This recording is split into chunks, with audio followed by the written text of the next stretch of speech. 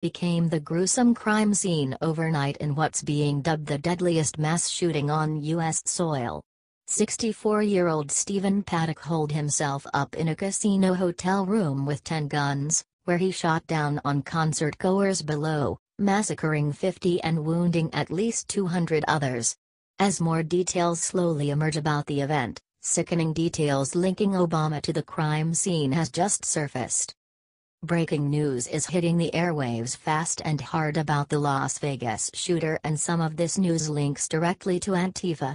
Social media posts revealed that Melbourne Antifa claimed and congratulated the shooter. Before Obama left office, congressional investigators found out that Obama funneled billions of dollars to left-wing activist groups, donating close to $7 million straight to Antifa. Hillary Clinton has blood on her hands too, as she donated roughly around $800,000 to the terror group. A breaking news segment from Alex Jones links Antifa to the shooter via sources within authority groups, stating that the hotel room of the shooter was covered in Antifa memorabilia as well as things that Jones can't mention. According to your Newswire, Stephen Paddock, the Las Vegas shooter, was an Antifa member who carried out the worst mass shooting in American history in order to create further division in American society, push the country towards civil war, and further the agenda of the elites, according to new information being suppressed by mainstream media. Official Antifa Facebook account, Antifa Melbourne, uploaded a post to Facebook congratulating Stephen Paddock and the Las Vegas Antifa chapter on the carnage and bloodshed, stating, "One of our comrades from our Las Vegas branch has made these fascist Trump-supporting dogs pay." According to broadcaster Alex Jones, a senior police officer involved in trying to apprehend Stephen Paddock confirmed to him that the shooter was definitely a member of Antifa. When they entered his hotel room, it was full of Antifa-related paraphernalia. There was Antifa crap everywhere. He put up a fight and fought to the death in his hotel room, the police officer said. America's divisive politics and culture of social division have provided the elite with the useful terrorists necessary to do their dirty work for them. Antifa, the violent leftist wing of the Democratic Party and the New World Order, are the useful idiots being taken advantage of by the elite in 2017. The disturbing fact is that authorities knew about Stephen Paddock's plans for the mass shooting attack in Las Vegas, that targeted conservatives attending a country music festival, and allowed it to happen in order to further their agenda. Intelligence and law enforcement were aware of plans by multiple shooters to kill as many people as possible in Las Vegas, but rather than apprehend the terrorist, they let him kill dozens of people and injure hundreds, and the death toll may yet rise much higher.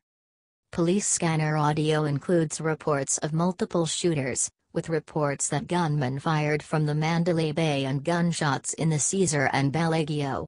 However, law enforcement and media, following a familiar pattern in cases such as this, later rewrote the narrative, claiming it was the work of a lone wolf, who, conveniently, was dead. He was not even captured on hotel security footage, despite being in Las Vegas, home of the world's most invasive hotel security, and the fact he was reportedly hoarding 10 automatic weapons in his hotel room. U.S. intelligence and law enforcement, servants of the New World Order, allowed this attack to happen in order to justify cracking down on the innocent population even further, taking away more and more civil liberties, until we are living in a police state. The terrified public, receiving their information from the mainstream media, will allow the elite to turn our society into a police state. They will choose safety over liberty. For the record, identifying an event as a false flag does not mean that nobody was killed. It does not mean that everybody involved is an actor. It means that the elite are using the event to further their agenda. Sometimes they plan the event. Sometimes they allow it to happen. With the mainstream media already calling this the deadliest ever shooting in American history, and with their repeated references to the shooter's large weapons stash, you can be assured that a push for a large-scale gun grab is coming soon. Just as ISIS caused death and destruction in Syria, Iraq and Libya on the US/European dime, domestic terrorists of different stripes also cause chaos in large American cities.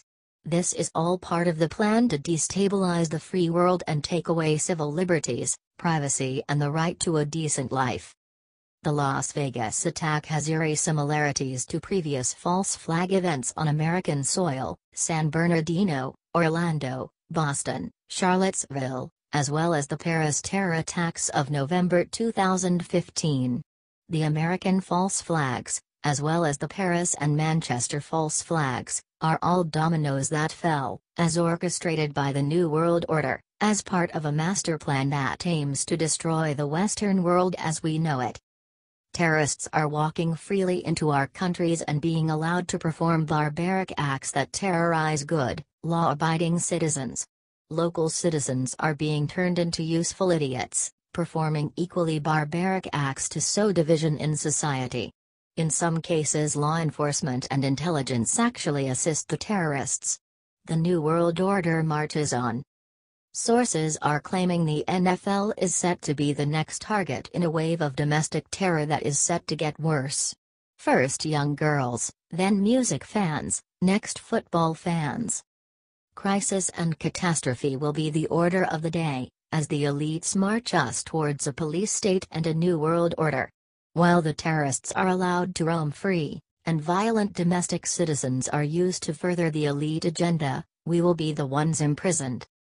If all of the information pans out and links it all to the deep state, then this will implicate not only Obama and Hillary to this mass shooting, but also the other Democrats who have spoken and praised Antifa for their militant and violent actions, such as Maxine Waters and Loretta Lynch. God bless the poor souls taken so violently last night, and may their families find some justice. HT, your newswire.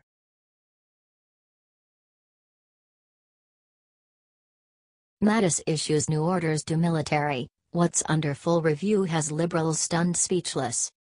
When President Trump appointed James Mattis to Secretary of Defense, he knew the man was going to shake things up. The former Marine only cares about one thing: making the U.S. military the most effective, lethal force in the world. That means ending any practice or training that is a waste of its time, including anything that doesn't do this. Defense Secretary Jim Mattis speaks to United Kingdom's Secretary of State for Defense Sir Michael Fallon during a meeting at the Pentagon in Washington, D.C., July 7, 2017. DoD photo by U.S. Army Sergeant Amber I. Smith. From Daily Caller. Secretary of Defense James Mattis has ordered a full review of any military training not directly relevant to warfighting. Mattis told the services to conduct a review of the requirements for mandatory force training that does not directly support core tasks, according to a Friday memo obtained by Military Times. In other words, Mattis wants a full examination of all the hours of burdensome, irrelevant training service members have to undergo before deployment. I want to verify that our military policies also support and enhance warfighting readiness and force lethality, Mattis said. Mattis also asked for a review into what should be done about permanently non-deployable service members. For years our military has been hampered by politicians who want to ruin it. They want to burden our military with political correctness, foolish policies that weigh it down. Instead of having the best military in the world, with the best troops, it has been hampered by irrelevant issues. Our soldiers, airmen, Marines, and sailors don't need to be bothered with sensitivity training. They need to know how to take orders, operate their weapons, and win battles. They don't have time to entertain the stupid notions invented by liberals who never served their country. The U.S. military is not a democracy. Nor is it a place for political nonsense. It is the single force that preserves our country and our freedoms. Under Mattis, it will be that again. Source: Daily Caller.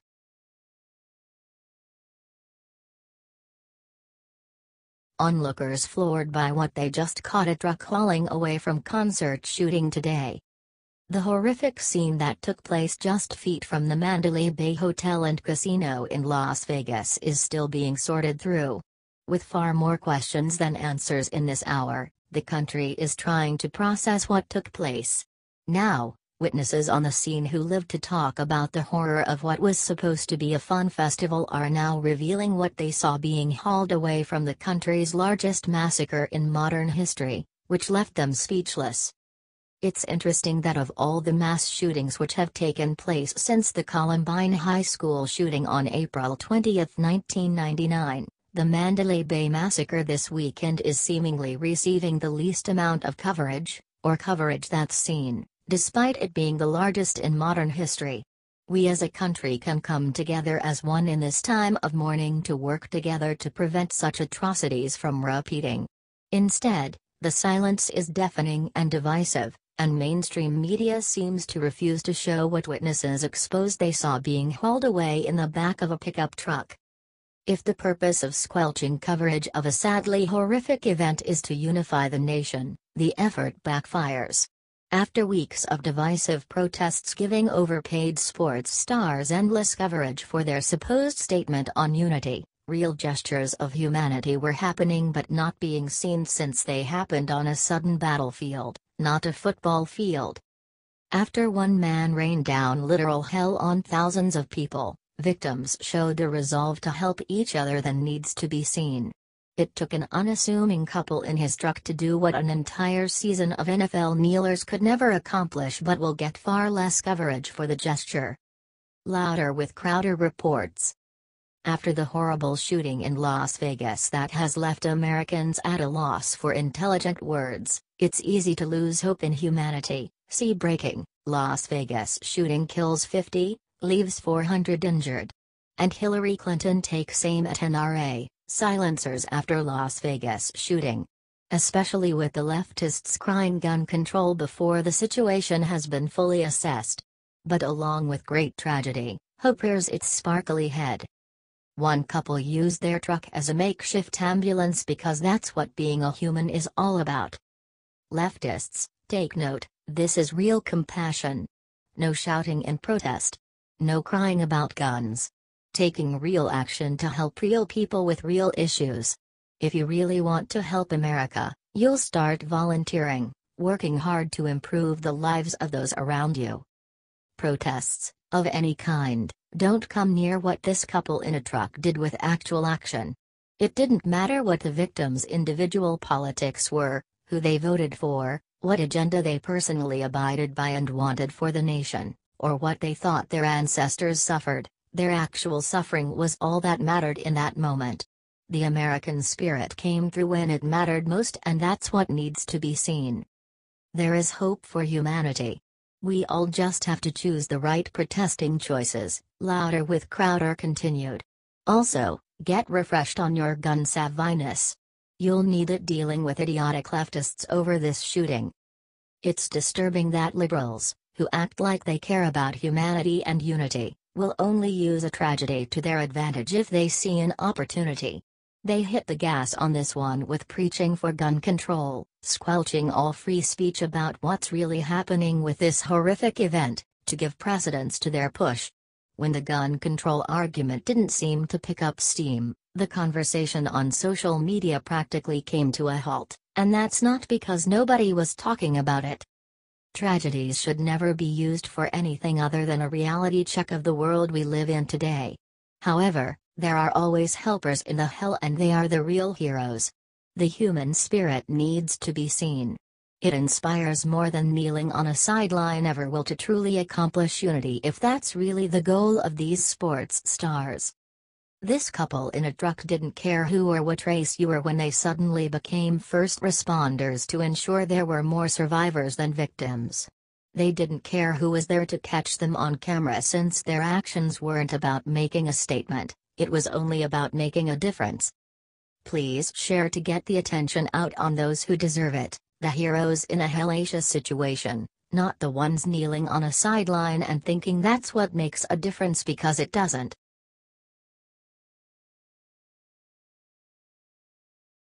Busted. San Juan mayor skipped hurricane relief meetings to criticize Trump.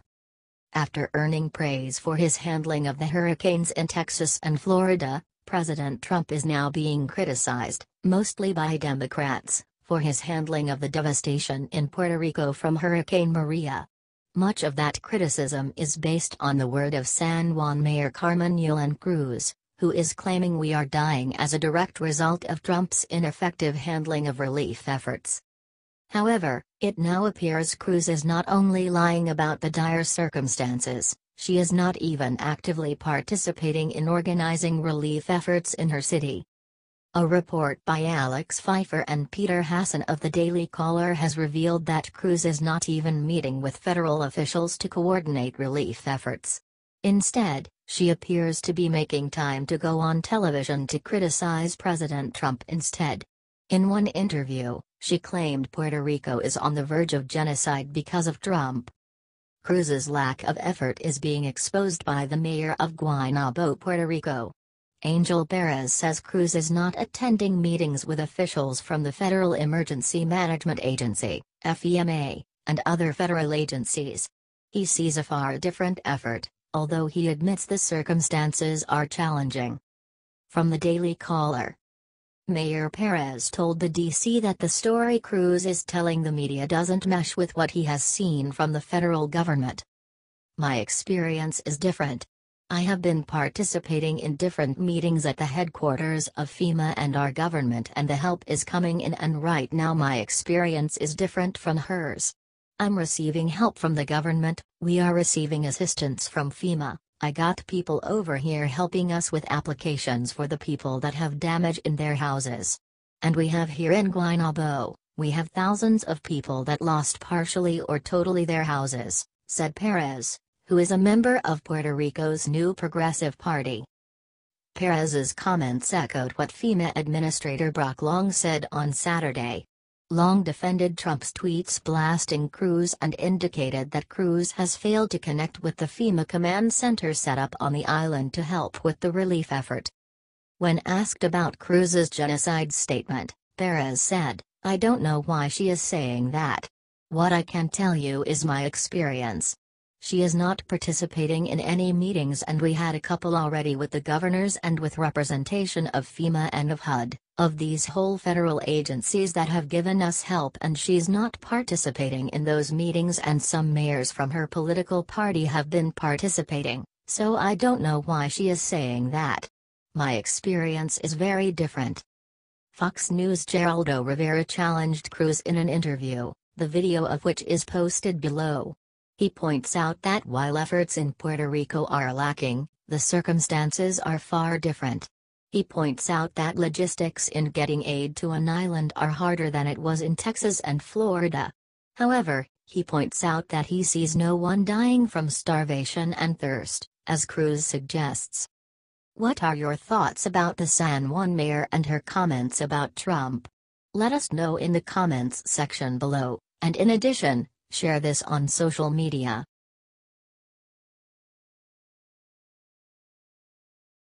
NFL player who disrespected Anthem was just arrested. Look how many felony charges he racked up. There has been a lot of debate over the NFL players who have been taking a knee during the national anthem. These players feel that they need to raise awareness to the lack of racial equality in America by disrespecting our veterans. At any rate, whatever moral high ground these protesters were trying to take have been dealt a devastating blow after one of those players was just arrested. The whole national anthem debacle began when Colin Kaepernick took a knee last year to draw attention to supposed police brutality in the black community. Of course, the mainstream media immediately backed this un-American action, and the protest only grew. Last week, the anthem protest reached its fever pitch when hundreds of players took a knee, or entire teams stayed in their locker room. But, here is where the irony of these protests begins to rear its ugly head. One of those players that opposed the national anthem was arrested and racked up a ton of felony charges. Los Angeles Rams defensive lineman Ethan Westbrooks, age 26, was arrested on Friday night, September 22. Westbrooks was pulled over for speeding near Bakersfield, California, and that is when the police officers noticed a gun in the glove compartment while he was searching for his vehicle registration. The firearm that Westbrooks was in possession of was reported stolen back in 2009 and was loaded with a high-capacity magazine that held 13 rounds of ammunition. So, Westbrooks was arrested, and he was charged with not one but 5 felony charges: receiving stolen property, carrying a loaded firearm, carrying a stolen loaded firearm, grand theft of a firearm, and possessing a high-capacity magazine. Everyone in America knows that the gun laws in California are stringent, but it is the state's law, and he broke it. So, how is that not for racial inequality? If anyone else was caught with the same firearm in their car, they would face the same treatment. Westbrooks was not profiled but caught for breaking the law, but will the Rams fire this felon? Most likely not, considering that there are numerous NFL players who are criminals who are still allowed to play ball. MassLive reported that since the year 2000, 855 NFL players had been arrested, and those charges range from DUI to drug charges and also include 96 domestic violence cases and 71 assaults. That even consists of 2 murders. You can read the entire list of players here. So, it makes sense why these NFL players would be against the police, since a number of them have been arrested numerous times. Just recently, Michael Bennett made the wild claim that police officers in Las Vegas racially profiled him after gunshots were fired when he went to watch the Mayweather-McGregor fight. Bennett claimed that he was singled out of the crowd for being a black man. Bennett was detained for a short time and was released, but of course, he needed to make a stink out of it on social media. Las Vegas police officers singled me out and pointed their guns at me for doing nothing more than simply being a black man in the wrong place at the wrong time, Bennett tweeted. The video does not support Bennett's claim of being racially profiled, but rather he was detained for running with purpose towards the officers. Of course, Bennett has not retracted his claim and apologized for saying what he did, but that does not help his agenda or the protest on the football field. Here is more from Blue Lives Matter. What was made clear was that Bennett was not racially profiled, and the circumstances were explained to him after he was detained for only 10 minutes. It possible, but appears unlikely from currently released video, that a second officer jammed their knee in his back. It is possible that an officer pointed their gun at his head and threatened to blow his head off, which wouldn't be abnormal for an active shooter suspect. An investigation will verify or contradict these claims. It appears that Bennett is going to deflect from his obvious lies to other irrelevant issues. One issue being brought up is that the primary arresting officer did not have his body camera on. To suggest that the body camera not being on somehow implies evidence of Bennett's claims means that you would have to assume that the officer made a conscious decision to leave his body camera off while going to an active shooter call, explicitly for the reason that he wanted to racially profile somebody. It's a claim that defies all reason. Over 120 cameras captured the incident, it's Las Vegas, and are being reviewed. These protests need to come to screeching halt since they are pushing a false narrative of racial inequality. Police officers are not running all over America looking to harm anyone, but they will uphold the law.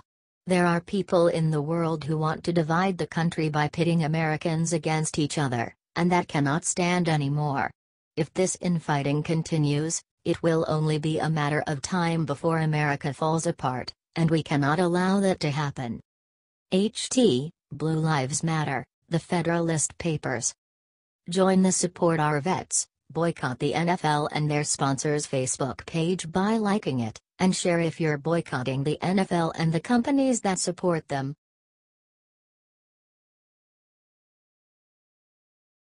Trump just issued unbelievable order hours after Vegas massacre that has liberals screaming. Last night tragedy struck the United States when deranged gunman Stephen Paddock opened fire at a Las Vegas concert. The attack has claimed the lives of 58 innocent people and injured at least 500 others during the barrage of bullets. Police are calling this shooting the deadliest in U.S. history, and already the left is foaming at the mouth to politicize it. Between calls for stricter gun control and Republicans for the divisive undertones in the country, families are grieving the senseless loss of their loved ones' lives. So, to honor those lives lost by this unspeakable evil act, President Trump has ordered flags to be flown at half-mast, and of course, the left is fuming. Facebook photo of Las Vegas shooter Stephen Paddock. One would think that in a time of horrific tragedy that political agendas would be dropped for the sake of the country. However, that would be the logical thought process, and the left does not think like that. Already on social media, people with ties to liberalism have already stated that do not feel sorry for the victims since most country music fans are Donald Trump supporters. And, these are the same people that claim they are resisting hate. Unbelievable, right? In an effort to mourn the lives, President Trump has ordered American flags around the country to be flown at half-mast. Trump sent out this presidential proclamation on Monday morning. Our nation is heartbroken. We mourn with all whose loved ones were murdered and injured in last night's horrible tragedy in Las Vegas, Nevada. As we grieve, we pray that God may provide comfort and relief to all those suffering. As a mark of respect for the victims of the senseless act of violence perpetrated on October 1, 2017, by the authority vested in me as President of the United States by the Constitution and the laws of the United States of America, I hereby order that the flag of the United States shall be flown at half-staff at the White House and upon all public buildings and grounds, at all military posts and naval stations, and on all naval vessels of the federal government in the District of Columbia and throughout the United States and its territories and possessions until sunset, October 6, 2017.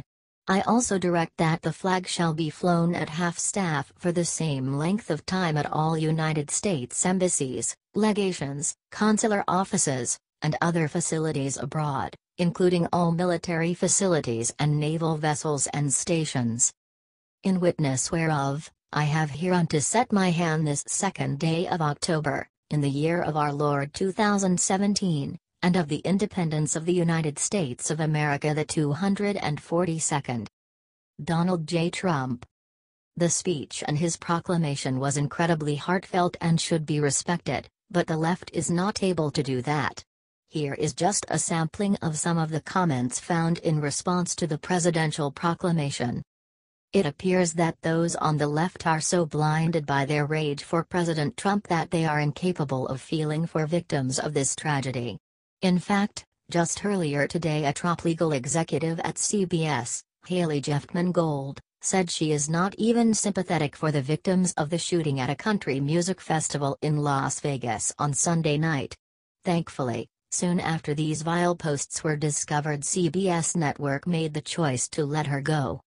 Here is more from Fox News. This individual, who was with us for approximately 1 year, violated the standards of our company and is no longer an employee of CBS. Her views as expressed on social media are deeply unacceptable to all of us at CBS. Our hearts go out to the victims in Las Vegas and their families, a CBS spokeswoman told Fox News. Haley Jeffman Gold, the network's now former vice president and senior counsel, took to Facebook after a gunman opened fire at the Route 91 Harvest Music Festival in Las Vegas, killing at least 58 people and sending more than 500 others to hospitals. If they wouldn't do anything when children were murdered, I have no hope that repugs, sick, will ever do the right thing, Jeffman Gold wrote in a now deleted message that was first reported and captured by the Daily Caller. Jeffman Gold continued, I'm actually not even sympathetic. BC, sick, country music fans often are Republican gun toters, sick. Jeffman Gold is presumably referring to Sandy Hook, which occurred in Newtown, Connecticut back in 2012. A 20-year-old gunman, Adam Lanza, killed 20 children and 6 adults during the tragic event that sparked intense political debates regarding gun control. Jeffman Gold did not work directly with the network's news division. According to her LinkedIn bio, Jeff Mangold worked at CBS since September 2016 and graduated from the prestigious Columbia University Law School in 2000. There are really no words for this type of behavior, especially in light of such an egregious attack. No one deserves to be gunned down for their political beliefs at all, and for these people to continue this hateful rhetoric is disgusting. It is time, heck it is beyond the time to put this division to bed and to come together as Americans. No one is saying that you have to love President Trump, but you can respect him since he is the leader of America. HT, Red State Watcher.